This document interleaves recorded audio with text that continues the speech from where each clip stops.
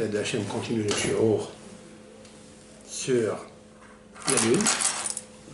Nous essaierons de faire aussi un commentaire sur Birkat HaLevana, qui est en fait une mitzvah qui est pratiquée par le peuple d'Israël, les hommes, de remercier, louer Hachem à travers le Hidush HaLevana, le renouveau de la lune. Et on le fait ça à partir du 7e jour, comme l'a confirmé le Beth Yosef, Rabbi Yosef Karo, au nom de Rabbi Menahem de Rekanati, très grand kabbaliste, bien que dans le Talmud il est marqué qu'on peut la lire 3 jours après, le Molad, c'est-à-dire l'embryon, la naissance de la lune, qui se renouvelle tous les mois, 27 jours, tous les 29 jours. Mais il a apporté au nom de Rabbi Menahem de Rekanati, de mémoire bénie, qui était un rabbin en Italie, très grand kabbaliste, élève de Nachmanide, de mémoire bénie, que d'après la Kabbalah, il est préférable de pratiquer la Birkat HaLevana 7 jours après le Molad. Bien sûr qu'il y a ici une grande kavana, une très grande richesse d'enseignement qu'il nous faut capter. J'ai déjà fait écouter une vidéo que vous verrez. Celle-ci, c'est la suite. Et nous allons essayer de raccorder les deux vidéos. Ce cours, bien sûr, intervient pas seulement parce qu'il y a eu la pleine lune le 14 novembre, qui s'est approchée de la Terre, qui est d'ailleurs sa jumelle, comme on l'a expliqué, mais plus encore, c'est qu'elle reflète Malchut Bet David. Parce que la lune reflète la royauté de notre Mashiach, Mashiach Ben David. Nous allons le voir à travers l'histoire, à travers les êtres, à travers toutes les influences que le peuple d'Israël a traversées. Je vais d'abord citer un Talmud. Le Talmud nous dit, dans le traité Berachot 43b, je cite, Amar Rav Zotra bar Tuvia. Donc c'est un Rav qui s'appelle Zotra bar Tuvia. Amar Rav, il a dit au nom de Rav. Pour vous situer un petit peu qui est le maître qui est en train de parler, Rav était un rabbin à Babel. Le Talmud est rempli dans ses pages recto verso de rabbins illustres, Rav ou Shmuel. Rav a vécu 400 ans. Rav était la personne qui avait la force même de contredire, si l'on peut dire ainsi, un docteur de la Mishnah. Comme c'est marqué dans le Talmud, en ces termes, Rav Tannahu Upalig. Rav est considéré comme un docteur de la Mishnah, bien qu'il n'a pas vécu au temps des Tanaïm, puisqu'il était à la fin des docteurs de la Mishnah.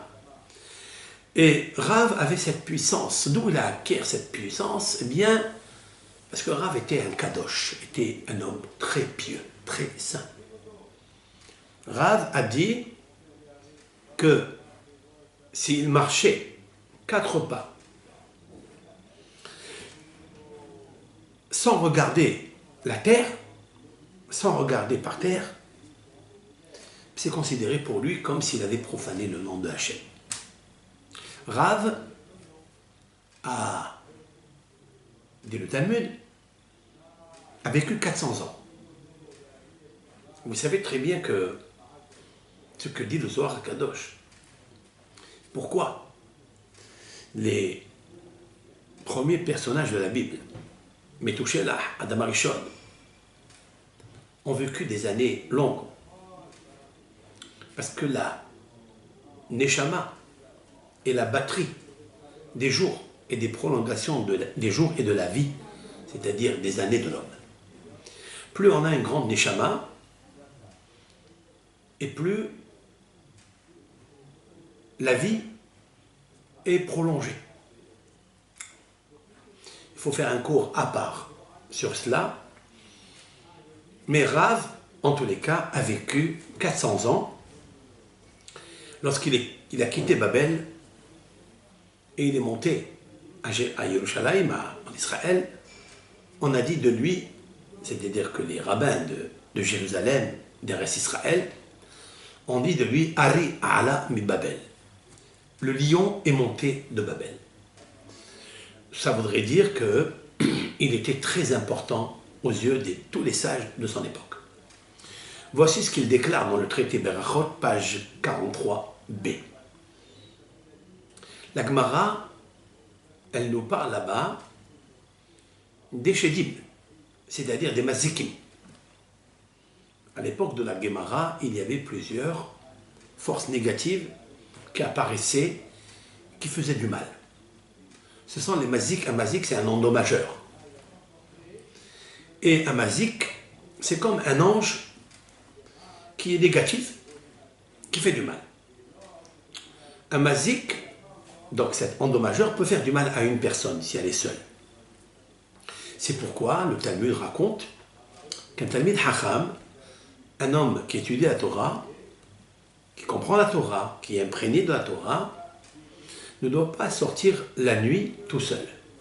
Il doit être accompagné. Aussi, un Hatan, un nouveau marié, n'a pas le droit de sortir seul la nuit. Pourquoi? Parce que le Mazik, les forces négatives sont très jaloux de lui et ils peuvent lui faire du mal. Dans quel sens ils sont jaloux? Parce qu'en fait, toutes les forces négatives ne veulent pas faire du mal à la personne. Ils veulent profiter du miel qu'ils possèdent. Le Hatan se trouve dans un moment très puissant, un moment de joie intense, dense, et il a une aura particulière. Et donc, la lumière qu'il a, elle est intacte, elle est pure. Et les forces négatives veulent profiter, veulent devenir amis de ces personnes qui ont de la Torah, qui ont de la sagesse, pas pour leur faire du mal, mais pour être amis et allaiter le miel, la lumière qu'ils possèdent. C'est la raison pour laquelle ils peuvent faire du mal. C'est la raison pour laquelle on ne doit pas sortir la nuit. C'est une Gemara qui dit comme ça. Cependant, la Gemara nous raconte, au nom de Rav, que s'il tient une torche dans ses mains, avouka, qu'on appelle une torche, eh bien, lui et la torche, le mazik ne les touche pas. L'endommageur, cette force négative, ne leur fait pas du mal, ne lui fait pas du mal. Il est seul, mais il tient une torche allumée, le mazik ne s'approche pas de lui. Ajoute la Gemara. Si cette personne-là est avec une torche et se promène à la lueur de la lune, eh bien, le mazik, non seulement qu'il ne touche pas, mais il disparaît de ses yeux. Il ne s'approche pas de lui. Je tire de là, de cette Gemara, quelque chose de très intéressant. Que la lune, elle n'a pas seulement une lumière aussi forte, qui est présente, aussi proche de l'homme que la torche, parce que la torche est une flamme grandiose, ce n'est pas une petite bougie. Mais je tiens de là que la lune a une lumière, pas seulement qui éclaire les navigateurs, qui éclaire ceux qui marchent dans la nuit, qui ont besoin de cette lumière, mais elle est favorable aussi à éviter la nuisance par la kedusha, lumière qu'elle a, elle fait fuir carrément le shed, le mazik. On peut tirer aussi de cette Gemara, très important, que Rav nous dévoile un secret, que la lune confère à l'homme une puissance physique telle que la lumière va pénétrer en lui, et cette lumière, elle est tellement dense que le mazik, la force négative, ne s'approche pas de lui, elle disparaît de lui. Nous allons continuer et dire ce que la psikta, c'est un recueil qui a été écrit par les Hachamim au sujet du verset dans Tehillim, dans le Tehillim Kouf Dalet, c'est-à-dire 104, le verset 19. Il est marqué Asa yareach le Moadim, l'Éternel a fait yareach, c'est-à-dire la lune, les Moadim. C'est pour préparer le calendrier des fêtes. C'est la raison pour laquelle nous suivons, nous, le Ham Israël, un calendrier lunaire, parce qu'il est l'indicateur, elle est le signe, elle indique, par sa fabrication, par sa aura, par son essence même, par son sod, elle indique les fêtes. Les fêtes, c'est-à-dire les jours. C'est-à-dire que la lune, elle est rapprochée du Mo'ed. Mo'ed, ça veut dire le rendez-vous. C'est ce que Akadosh Baruch Hu a fait, le Yareach. Alors, qu'est-ce que le Yareach? Pourquoi il n'a pas dit Levana? Alors, il faut savoir que la lune, elle porte 3 prénoms. Elle a 3 noms. Et chaque prénom indique une valeur, une essence, un message. La première, c'est Yareach. Yareach, ça veut dire la lune. Pourquoi on l'appelle Yareach? Parce que Yareach, cela veut dire le mois. Le mois, c'est quoi? C'est un compte de jours, d'accord? Au nombre de 27, au nombre de 29. Ça dépend s'il est plein, s'il est vide. Malé, Haser. Ça s'appelle Yareach. On trouvera plusieurs fois le mot Yamim, qui veut dire jour, à côté du mot Yareach, qui veut dire mois. C'est-à-dire que le mois est Yareach Yamim. Yareach, il y a aussi une résonance. Yareach vient du mot Reach, c'est-à-dire l'odorat, l'odeur. On va expliquer un peu qu'est-ce que c'est que cette odeur-là. Maintenant, elle s'appelle aussi Levana. Levana parce que, d'abord, le terme blanchâtre, la blancheur, l'innocence, en fait, elle indique la paix. Elle indique la paix, elle indique le shalom, elle indique le Mo'ed. Le Mo'ed, cela veut dire la fête, oui, mais la fête, c'est un rendez-vous. Ça n'est pas toujours qu'on fait la fête. Il y a des fêtes de Pessah, Shavuot, Sukkot, ça s'appelle Mo'ed. Mo'ed, ça veut dire un rendez-vous. Mais le mot Mo'ed, c'est très intéressant que le mot Mo'ed est la résonance de, dans son anagramme, Romed. Cela veut dire qu'il tient debout. Parce que les fêtes ont fait tenir le peuple d'Israël debout. Peut-être c'est la raison pour laquelle il s'appelle Regalim. Regalim, Shalosh Regalim. Dans la Torah, il est marqué Mo'adim, oui, ça on le voit à la naissance de la lune et du soleil, on va le voir dans le Bereshit, comme c'est marqué les Havdil ben Hayom ou ben Alayla, l'Éternel a créé les luminaires pour séparer entre le jour et la nuit, mais ça n'est pas la séparation qu'on croit, c'est-à-dire la lumière, le jour, la lumière, la nuit, non. C'est une Havdalah, c'est-à-dire un discernement du jour J, c'est-à-dire le 7e millénaire, et l'obscurité qui se trouve dans les 6 millénaires. L'Éternel viendra un jour, grâce à ces 2 grands luminaires. Ils sont grands, pas parce qu'ils sont dans leur dimension grands, puisque nous savons qu'il est plusieurs, comme par exemple Jupiter est plus grand que la Lune, excepté Kochav Venoga. Noga, c'est-à-dire Vénus. Vénus est plus petite que la Lune. Et Kochav aussi. Kochav, c'est Mercure. Il est plus petit que la Lune. Mais tous les autres expliquent le Ben Ezra, qui était un grand astrologue et un grand astronome. Rabbi Avraham Ben Ezra, contemporain de Maïmonide, explique dans ses écrits que tous les astres qui se trouvent au-dessus de la Lune, c'est-à-dire loin de la Terre, puisque la Lune est proche de la Terre, elle est sa sœur jumelle, si l'on peut dire ainsi, eh bien, ils sont tous grands dans la puissance Dans la masse, la Lune, comme on a dit ce matin, elle ne fait que 74 milliards de tonnes. Et elle est plus légère que la Terre 81 fois. Imaginez que la Terre, elle a donc 81 fois 74. Mais le 74 m'interpelle parce que 74, c'est le mot qui indique aide, c'est-à-dire témoignage. Et c'est aussi l'anagramme du mot da, dalet ayin, ayin dalet. Da, c'est-à-dire la connaissance. Et aide, ça veut dire le témoignage. En effet, la Torah va nous dire que les luminaires ne sont pas seulement qui sont venus discerner entre le jour J, c'est-à-dire le 7e millénaire et le 6e millénaire, c'est-à-dire le Hoshech et le Or. Parce qu'à ce moment-là, du 7e millénaire, la Lune va avoir la même lumière que le Soleil. Comme il est marqué dans le texte d'Ésaïe, je pense, Lamed Vav, Chavav, 36, 26, il est marqué Vehaya Or Alevana ke Or Hamma. Et ce sera, ce jour-là, la lumière de la lune sera comme la lumière du soleil aujourd'hui.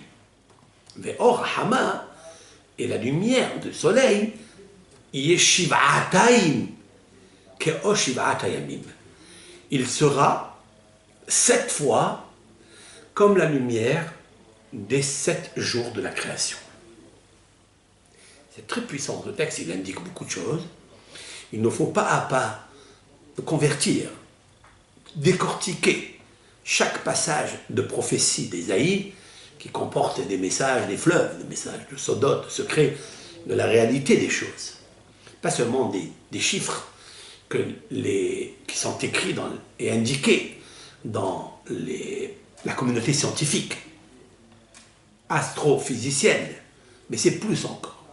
Parce que tout cela, tous ces chiffres, toutes ces indications se trouvent réellement enracinés dans notre Torah.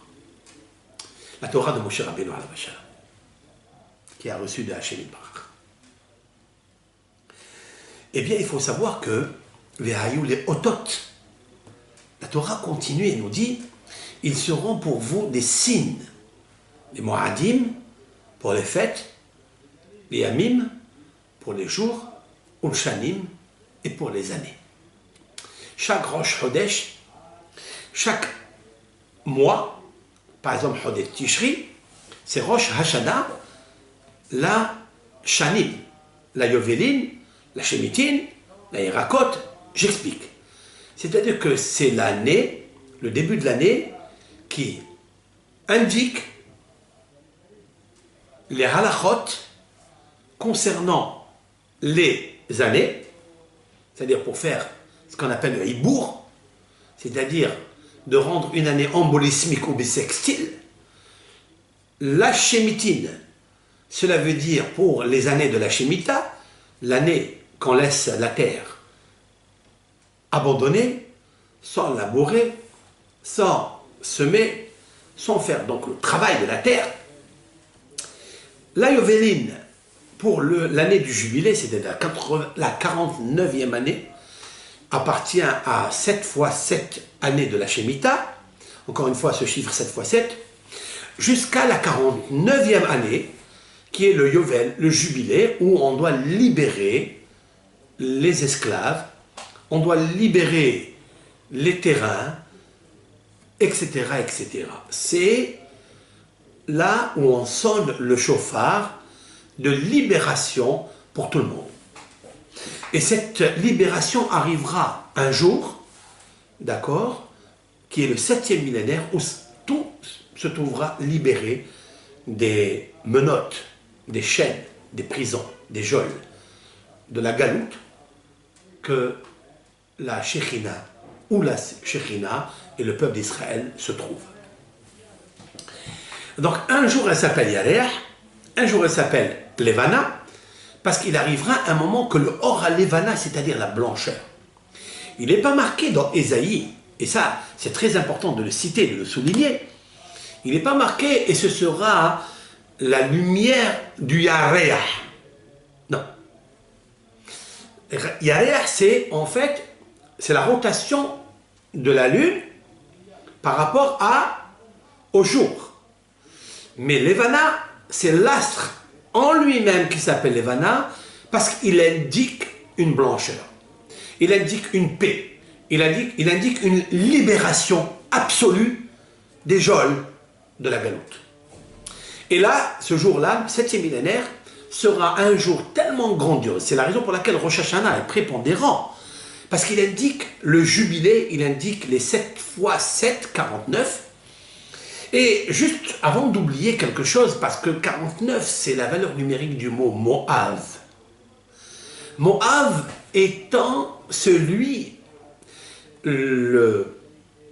la civilisation de l'époque de Balaam, de Moshe Rabbeinu qui était dans le désert, a voulu maudire le peuple d'Israël.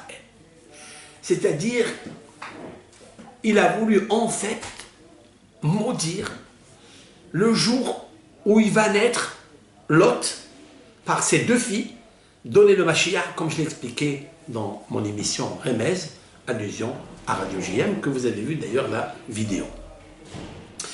Et Balaam a dit à Moab, donc Balak Melech Moab, il lui dit, un jour viendra où ce peuple, c'est-à-dire Israël, voici ce que va faire ce peuple Israël à ton peuple, le peuple de Moab. Et les textes bibliques de Ésaïe, Ézéchiel, Micha, Malachi vont rappeler justement le combat que Moab aura par rapport à Hachem qui va se venger de Moab. Il y a beaucoup de versets qui indiquent cela dans les Téhilim, etc. Et Moab, c'est 49. Cela veut dire 49, c'est le jubilé, hein, c'est le Yovel, c'est d'ailleurs la même valeur numérique que Yovel, qui veut dire le jubilé. On va jubiler, on va être tellement content, on va être tellement libre, on va sonner tellement le chauffard. Et ce chauffard qui intervient à chaque fois que la 49e année arrive, indique le Shippour, c'est-à-dire l'amélioration du Ham Israël. L'amélioration en fait de la Lune. Parce que la Lune, si aujourd'hui elle a une restriction de lumière, c'est pas parce que l'Éternel ne lui a pas donné cette lumière, mais parce que cette Lune a contesté. Et l'Éternel désavoue ceux qui contestent. Je parle de contestation parce qu'en effet, tous les Shevatim, c'est-à-dire les 11 Shevatim, ont contesté la lune de Yehuda. La lune de Yehuda, c'est d'ailleurs le 4e fils de Léa. L'ont contesté. Ils ont récusé. Et à cause de ça, il y a une scission. Cette scission, elle a amené à Avodazara, l'idolâtrie. L'idolâtrie a amené au peuple d'Israël, au Shevatim, la dispersion dans les mondes, c'est-à-dire dans les 70 nations idolâtres, entre guillemets. Et c'est là où le peuple d'Israël doit affiner, s'épurer de cette faute extraordinaire qui s'appelle le kitroug, la contestation. Et en fait, la Levana, c'est elle la première qui a contesté. Et elle a dit à Akadosh Baruch Hu, il est impossible que 2 rois se servent de la même couronne. Autrement dit, couronne, ça veut dire la lumière. Ou moi, ou lui. C'est-à-dire, ou le soleil, ou la lune. L'Éternel lui dit, écoute, puisque c'est toi qui contestes, alors l'échi, vas-y, itma'ati, diminue-toi. C'est ce qu'elle a fait. Elle est partie, elle s'est diminuée. C'est la raison pour laquelle nous trouvons que 15 jours, une progression en lumière jusqu'au 15, depuis l'embryon, le molad, la naissance de cet embryon. Pendant 15 jours, on voit que la lune, elle progresse, elle est heureuse, elle est contente, et la terre, elle se porte bien. Et toute personne native, dans ce calcul des 15 jours jusqu'à Miloua, c'est-à-dire le remplissage plein de la lune, qui montre la lumière, qui montre la lucidité, qui montre la blancheur, qui montre la paix, qui montre la fécondité, qui indique tout cela, tous ces faveurs, eh bien, ça c'est quand elle était bien. Mais l'Éternel lui a dit, vas-y et diminue-toi. C'est-à-dire, perds un peu de ta lumière. C'est ce qu'elle fait à partir du 16e jour jusqu'au 29, 27. Eh bien, elle perd sa lumière et elle disparaît. Et pour cela, l'Éternel, il lui dit, mais quand tu vas éclairer dans tes 15 jours, sache que je te mettrai à côté de toi les Kochavim, c'est-à-dire les étoiles. Les étoiles qui sont très loin de la terre, qui sont plus grands, autant de fois que la terre. On dit, comme dit Maïmonide, on dit que les étoiles, la plus petite, fait 18 fois la terre. Je ne sais pas si c'est la vérité, mais en tous les cas, elle fait plusieurs fois la terre. La terre qui est plus grande que la lune 4 fois, mais qui est très loin, qu'à notre œil, et nous sommes dans la terre, on la voit très petite à toutes ces étoiles, mais qui va gouverner avec toutes ces étoiles autour, quand elle apparaît, elle, dans sa pleine lune magnifiquement belle, qui est un objet céleste extraordinaire, et autour d'elle, on voit des galaxies, des étoiles qui sont multiples, nombreuses, dans le chiffre plus grand qu'elle, et on les voit tout petits. Et là, les Ba'ali Moussar, les docteurs de la morale, de l'âme, nous donnent un enseignement riche à l'école du Moussar. Et nous disent qu'en fait, c'est un grand Moussar askel, qu'un homme, une femme, qui sont comparés au soleil et la lune, peuvent recevoir en fait cette bénédiction si la femme, étant pas en restriction, mais en humilité par rapport à son shemesh, à son mari. Si elle arrive à accepter ce que Dieu a dit à la lune, c'est-à-dire va, diminue-toi, dans le sens où même si tu as beaucoup de lumière, tu avais beaucoup de lumière, tu n'as qu'à accepter que une personne éclaire la maison. De la même façon que le soleil, c'est lui qui va éclairer le monde, et bien la terre va recevoir sa lumière du soleil, c'est-à-dire elle recevra la pleine lune et les enfants qui sont les étoiles autour d'elle. Et en fait, cela est relié avec ce que le Midrash, concernant le verset dans Genèse, lorsque l'Éternel a fait le monde, il a créé le monde. Tout cela, il a créé, et il a dit une phrase, Behi Bare'am.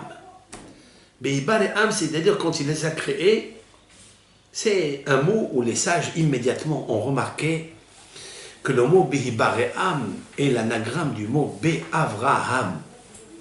C'est-à-dire, c'est le nom d'Avraham. Et plusieurs récits dans les textes bibliques, de nos sages, dans le Psikta, dans le Midrash, vont nous dire qu'en fait, le monde, c'est-à-dire le couple, se conduit comme Avraham et Sarah. Avraham, parce que le ciel, c'est quelque chose d'immense. La terre, elle est plus petite. Parce que le ciel a toutes les luminaires qui l'entourent. Toutes ces lumières, elles proviennent d'où?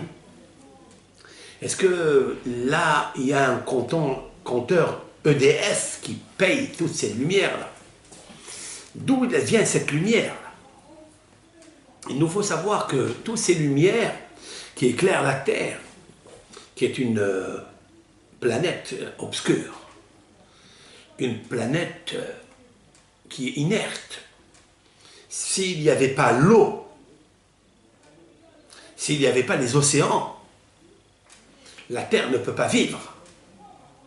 S'il n'y a pas l'irrigation de l'eau par les fleuves, par les océans, tout serait la sécheresse. Autrement dit que celui qui conduit les océans, qui les fait pousser, qui les fait survolter, comme on le connaît, eh bien c'est la Lune. Et cette Lune va influencer les marées hautes, marées basses, comme on a expliqué. Sauf que, avec l'aide de Hachem, et ça tous les physiciens, tous les astrophysiciens, les astronomes vont être d'accord, ils le diront, que la Lune est celle qui confère la puissance, la grandeur et la vitesse de l'eau des océans. Ça, il le confirme. Et je voulais vous donner un hidouche, une révélation, une pure révélation. J'ai pris le mot Levana. Le mot Levana, qui veut dire la lune. dans sa pleine forme. Et je l'ai, comme ça, décortiqué. À savoir, le mot Levana, dans ses 4 lettres numériques, est égal à 87, certes. 87, c'est la valeur numérique théosophique. 15, 8 et 7, 15. 15 est égal au nom de Dieu. Mais 15, c'est aussi est égal à Yudke. Hein? Quand je dis le nom de Dieu, c'est-à-dire la première partie du nom de Dieu. Yudke. C'est-à-dire Yud, c'est Chokhma, c'est la sagesse. Et He, c'est Bina, c'est le binyan, c'est-à-dire l'intuition. Le Bina, Bina, c'est-à-dire le binyan, la construction. On construit avec la sagesse et avec l'intuition. Mais dans la configuration terrestre, c'est le squelette homme-femme, c'est-à-dire la structure physique d'un homme et d'une femme. Puisque dans le Zohar Kadosh, on appelle cette séphira qui est la sagesse, le Yud, papa. Et celle de la construction, on l'appelle Bina, maman. Et les deux, c'est le chiffre 15. Nous trouvons que le chiffre 15, c'est-à-dire le 15 du mois, après la naissance de l'embryon de la Lune, jusqu'à 15, elle est formidable, elle est exceptionnelle, elle est lumineuse. Elle peut conférer à toute personne, c'est-à-dire au couple, la fécondité. Par contre, après le 15, elle commence à chuter, à diminuer, elle perd sa lumière, et elle confère à l'homme la stérilité. C'est pourquoi j'ai dit ce matin qu'il fallait faire attention et savoir dans quelle date on se situe, bien sûr. Est-ce qu'avant les 15 ou après les 15? Parce qu'elle est écorchée, elle diminue. Et donc c'est un signe, je viens de dire au nom de la Torah, que la lune, c'est pas seulement celle qui régit notre terre, celle qui augmente les pulsions sexuelles. Ça n'est pas seulement ça. Vous savez qu'elle donne aussi du parfum, à savoir que le safran, par exemple. Le safran, c'est une récolte de safran, une pousse de safran. Ça n'est pas quelque chose comme les autres. Ce n'est pas comme un légume ou comme un fruit normal. Il a besoin d'être cueilli à la pleine lune. Et il n'a pas le droit d'être cueilli par des femmes qui sont indisposées. Le safran n'est pas disposé à être cueilli par une femme nida, indisposée. Quel est le sod? Vous savez que le safran est rouge. Et ce safran, c'est la couleur de la nidoute, c'est-à-dire le dam. Et donc, la femme qui est indisposée, elle est comme la lune, elle est nida, elle subit ce processus de décroissant, elle se diminue. Elle se diminue dans sa force, etc. Et donc, on n'a pas le droit de toucher ce safran qui, lui, a besoin de la luminosité sod, c'est-à-dire, ce n'est pas la lumière seulement, la lumière, mais comme je l'ai expliqué que la lumière de la lune n'est pas une lumière comme la lumière d'une bougie. Elle est le sod de la Shekhinah. Elle est le secret de la divinité, la majesté divine. HaKadosh Baruch Hu, il a une lumière qui émane de lui, qui est la Shekhinah, qui est réservée à la lune. Très important de savoir ça. Et donc la cueillette du safran ne se fait que à partir d'un moment de minuit. Hein, il y a des heures, les connaisseurs ils savent. Et donc ce safran-là, il a une particularité, pas seulement dans l'intensité du produit lui-même, la texture, elle est belle, mais il dégage une essence parfaite du réah, de l'odorat, quelque chose de magnifique. Pourquoi? Parce que c'est la lune. Elle s'appelle Yareah, c'est-à-dire la lune s'appelle aussi Yareah dans le mot et l'anagramme Réah, c'est-à-dire l'odeur. Donc elle apporte des choses magnifiques dans ce monde, qu'on ne connaît pas. Et donc, tout cela c'est à cause de ça. À cause de quoi? Parce que quand on veut faire un korban, ben on dit les Réah nihoah ishel Hashem. Eh bien il sera ce korban avec son essence, qui est extrait des essences de plantes aromatiques. c'est-à-dire la Kétoret. Kétoret Samim. Ce sont les encensoirs dans lesquels on faisait la Kétoret, et cette Kétoret avait une odorat exceptionnelle. Et bien ces Samim-là, qui sont les végétaux, les plantes aromatiques, ce n'est pas des fruits, eh bien ils sont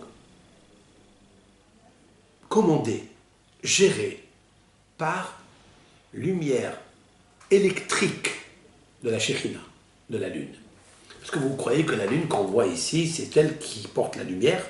Non, c'est plus que ça. Il y a ce qu'on appelle la lune Tahtona, c'est-à-dire la lune inférieure, celle que nous voyons, mais celle qui la guide et qui la gère, c'est l'Evana Eliona. Parce que la lumière de tous ces astres que nous voyons, bien sûr, la communauté scientifique, elle ne va pas le croire, ils viennent d'une lumière très très très haute. Il y a ce qu'on appelle Shamaïm. Shamaïm, c'est ce que tu vois, c'est le firmament céleste. C'est celui qui est sur cette terre, celui qu'on voit de la terre par nos yeux. Mais il y a Shemé HaShamayim. Vous trouverez dans les textes bibliques Shemé HaShamayim, c'est-à-dire les cieux des cieux. Les cieux qui sont au-dessus du ciel, du firmament céleste où sont figées les galaxies que nous connaissons et que nous ne connaissons pas. Eh bien, le Shemé HaShamayim, c'est un Shem, c'est-à-dire c'est une force spirituelle, d'où il y a la lumière qui jaillit de lui, Akadosh Baruch Hu En Sof. Éternel, la lumière de Hachem, elle est infinie, elle se déverse et elle va éclairer tous les astres que nous connaissons aujourd'hui. Et c'est grâce à elle que la lumière, elle se dépose sur la terre. Il faut savoir que quand ce nom de Hachem, il est un petit peu terni par nos fautes, eh bien, les luminaires que nous voyons ici, qui sont grandioses, n'éclairent pas. Il se trouve que c'est un jour nuageux et nous voyons rien du tout, que dalle. Ces lumières n'existent pas. Pourquoi? Parce qu'on a touché à l'origine, c'est-à-dire la lumière extraordinaire qui, elle, qui n'est pas palpable, hein, qui est abstraite, mais qui existe. Parce que Akadosh Baruch Hu, il est là, la source de la lumière, c'est lui. Avec ça, on peut répondre à une grosse question dans la Tefila, et je la pose à tout le monde. Tout celui qui désire me répondre à cette question. Dans la Tefila de Shabbat, on dit les Osé Orim Gedolim qui les Olam Hazdo. On remercie Hachem qui a fait Orim Gedolim, c'est-à-dire les grands luminaires. Orim, c'est le or. Les grands luminaires. Okay. Qui les Olam Hazdo. Car à jamais est sa bonté.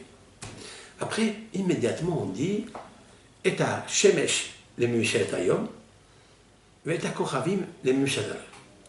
Le soleil pour éclairer le jour, la lune et les étoiles pour éclairer la nuit. Ça n'est pas une répétition, ça. On vient de le dire. Là, je parle d'un texte qui est écrit dans les psaumes. Un Sheikh Knesset Agdola, 120 rabbins, qui avaient parmi eux les 20 prophètes, les derniers 20 prophètes, ont constitué la prière. Donc, a priori, ici, se sont répétés. Je pense. Hein? Ils ont dit, il y a aussi Orim Gedolim qui fait les grands luminaires, les grandes lumières. Et après, on dit, et la lumière du soleil qui éclaire le jour, la lumière de la lune et des étoiles qui éclairent la nuit. Ça n'est pas une répétition. On sait que les luminaires, ils font la nuit et le jour. C'est marqué dans la Bible. Mais la réponse, elle est très claire. Ça n'est pas une répétition du tout. Pourquoi? Parce qu'en effet, certes, la lune éclaire la nuit, les étoiles aussi. Le soleil éclaire, c'est les deux grands luminaires. C'est marqué les ha'ir, à la haret, c'est marqué dans la Torah. C'est pour éclairer la nuit. Mais la question est, d'où ils reçoivent, eux, la lumière? Ces grands luminaires reçoivent-ils la lumière d'où? Premier passage. Il y a une lumière très, très, très haute, supérieure, qui ne s'appelle pas un luminaire du tout. Ça n'est pas un astre, c'est la puissance lumière du En Sof, c'est-à-dire Akadosh. C'est la raison pour laquelle on remercie celui qui a fabriqué les lumières, pas les luminaires, les grandes lumières, ceux qui sont au-dessus dans les cieux, qui sont au-dessus du ciel, du firmament céleste, où sont figés les luminaires, soleil qui éclaire la nuit, qui éclaire le jour, et la lune et les étoiles qui éclairent le jour. Voilà comment il faut comprendre le texte. Cette question a été posée par plusieurs rabbins, mais ils ont donné plusieurs réponses. Mais à mon avis, c'est une réponse que nous, nous disons qui est merveilleuse, parce que tous ces luminaires qu'on voit, Akadosh Baruch Hu, il est au-dessus de tout ça, sa lumière, elle est au-dessus de tout cela, elle n'est pas palpable, et donc sa lumière, elle vient de là. C'est ça, car les luminaires vont indiquer l'unicité de Dieu. Ce or, j'ai une question. Ésaïe prophétise que la lune va recevoir 7 fois, qu'elle sera comme le soleil, à la fin des temps, elle sera la lune comme la lumière du soleil aujourd'hui, qui est puissance incommensurable. Et la question est de savoir comment elle va recevoir cette lumière. Qui va lui donner?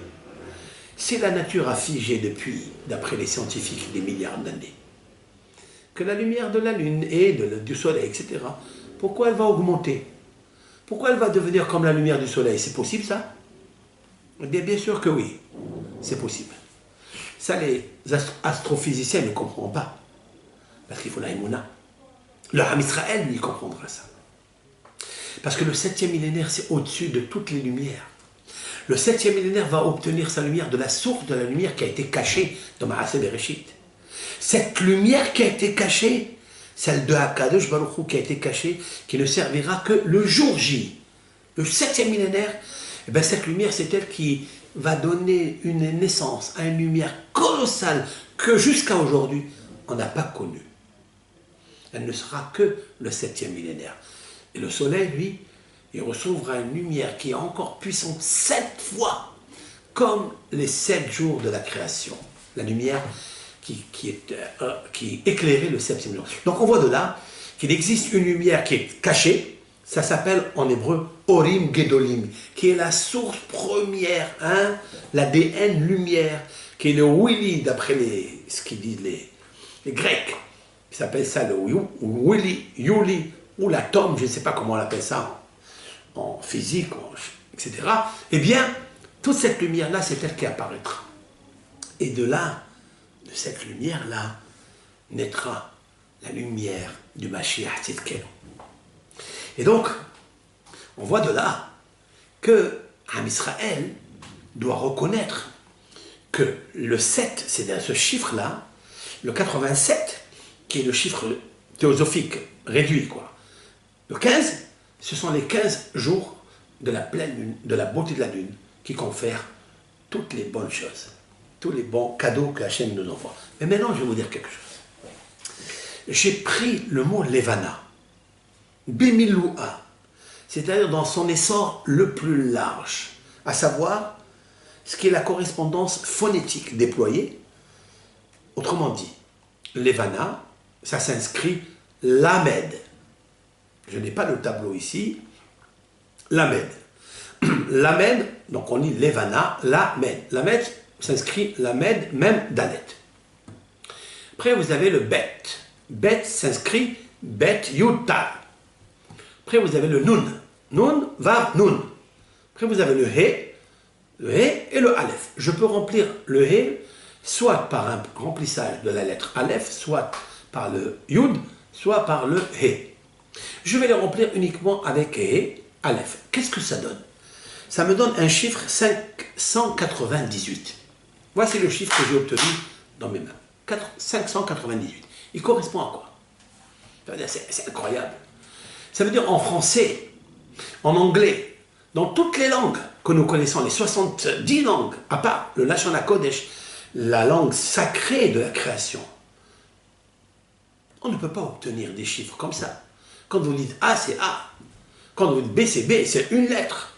Mais ici, c'est un fleuve de lettres, c'est-à-dire un fleuve de numérique et un fleuve de résonance, de messages. J'ai pris le mot Levana.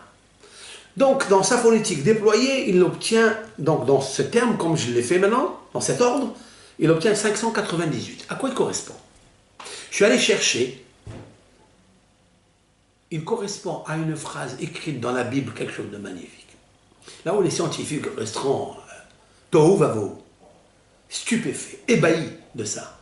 En tous les cas, s'ils apprennent les non-juifs, ils apprennent la Shona Kodesh, ils peuvent savoir des merveilles que le peuple d'Israël peut-être il néglige, hélas. Parce qu'il n'a pas encore appris la Shona Kodesh. Il faut connaître l'alphabet. Chaque alphabet a un numérique. Chaque numérique correspond à quelque chose.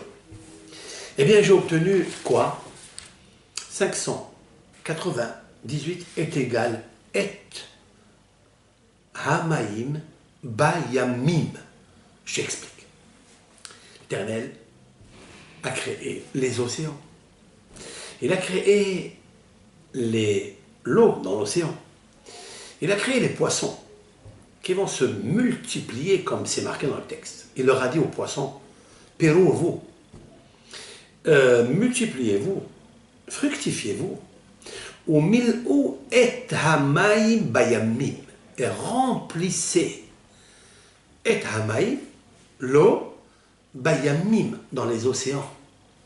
Qu'est-ce que ça veut dire ça?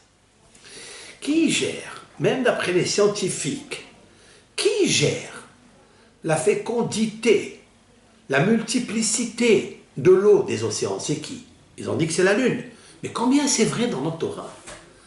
Puisque le mot Levana, dans sa plénitude, on appelle ça en hébreu Bemiloa, Bemilouo, en remplissage. Quand elle se remplit, la Levana, c'est la fécondité, c'est la multiplicité, la procréation, c'est tout. Qui peut être aussi multiplié comme les poissons de la mer, qu'ils ont reçu la plus grande bénédiction. C'est très intéressant parce que la création des luminaires s'est faite le mercredi, comme ce soir. Et la multiplicité, la bracha des poissons s'est faite le jeudi, c'est-à-dire le lendemain. Autrement dit que notre Torah, dans la séquence juxtaposée, mercredi, jeudi, eh bien, elle a donné une bracha de ce qu'elle est, c'est-à-dire de ce qu'elle confère, de toutes les qualités que l'on peut extraire de la Lune. Eh bien, ils sont écrits dans le milouï de la Lune. 598. C'est, pour moi, un grand hidouche, autrement dit, l'authenticité de notre Torah, hein, qui est infaillible.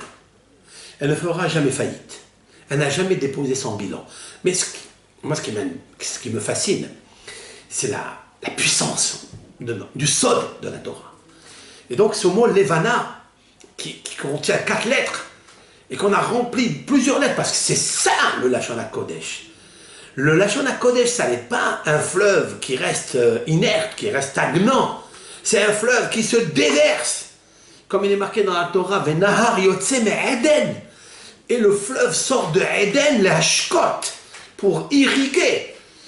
Nahar, tout fleuve qui sort de Eden, Eden c'est la source lumière du paradis, qui dans cette source lumière va jaillir un fleuve qui va irriguer le monde. C'est ce que j'ai fait maintenant. J'ai pris le mot Levana, je l'ai fait jaillir de son potentiel caché en lui. Qu'est-ce qu'il m'a donné? Il m'a donné une valeur numérique, certes, parce qu'il faut calculer tout cela. 598 est égal au verset qui parle de la procréation du poisson. Il leur a dit Hachem, procréez, multipliez-vous, parce que le poisson, il pullule sans pilule. Bien sûr, contraception, ça n'existe pas chez lui. Et c'est la raison pour laquelle la beracha, elle arrive. Il a rempli et hamaim bayamim. Maïm, c'est l'eau. Yamim, yam, c'est l'océan. Et nos sages de dire qu'à part la multiplication qu'il y a dans le poisson, mais la Torah nous dit c'est quelque chose de merveilleux. Et hamaim bayamim. Elle aurait pu tout court nous dire multipliez-vous dans les océans. On sait que les océans sont remplis de mer, en majorité. Alors pourquoi elle nous dit maïm? Nos sages de dire qu'il ne ressemble pas le poisson qui se trouve à Akko Parce qu'il a un goût différent que celui qui se trouve à Tibériade, il a un goût différent. Celui qui se trouve en Espagne ou en France, à Marseille. Les eaux sont différents. Donc les océans sont différents. Cela veut dire qu'il y a des goûts différents selon l'eau où elle se trouve. C'est incroyable.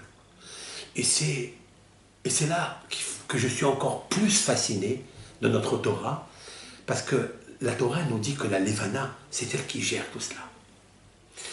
Autrement dit que les goûts, et comme la couleur du safran, ou le goût du safran, on l'obtient comme le goût du poisson. Et là, je crois que ce cours, il a son poids. Et comme il a son poids, je vais la faire court, parce que je vais prier à arbitre, avec votre permission.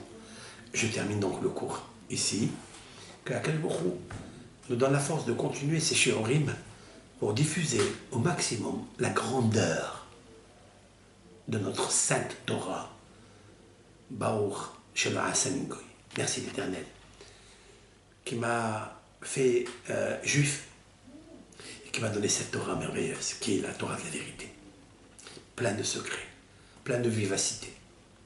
Yiratson qu'Hachem vous donne la multiplicité, la fécondité, qui vous donne toutes les merveilles que vous désirez, que vous attendez. Et Hachem Yitbarach, il nous aidera à voir le visage du Mashiach. Mais pour regarder le visage, il faut avoir envie et envisager. Yiratson qu'Hachem Yitbarach, Yahmol, qu'il ait pitié du monde en général, du peuple d'Israël qui attend cela, puisqu'il est encore dans la galoute de Édom. Il viendra un jour où il dira: je jetterai ma chaussure sur Édom. J'expliquerai cela par la suite, parce qu'il a une grande référence avec la lune, avec le Hachem. Kol Tov Lachem.